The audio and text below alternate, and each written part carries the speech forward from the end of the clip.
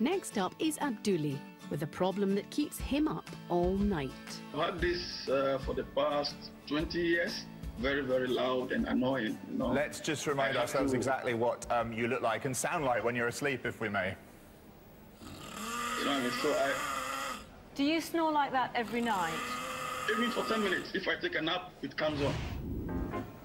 The doctor sent Abduli to meet Professor Kamami, consultant ENT surgeon at the private clinic, in the hope that his snore could be silenced. Firstly, Abdullah's throat and nose is examined for blockages. I shall check the nose. Lower your head, please, if you don't mind. Breathe in deeply through your nose. Okay, you have a very large tissue blocking the airway in the nose. Open your mouth and you say ah. You have a very long and very thick uvula causing the soft palate vibration. Snoring is created by a vibration of the soft palate, and almost 25% of people in Britain are snorers. The causes can vary from obstructions in the nose or the throat to having an oversized uvula, that V-shaped extension of the soft palate that hangs above the tongue. With Abduli's cause found, Professor Kamami explains the next step.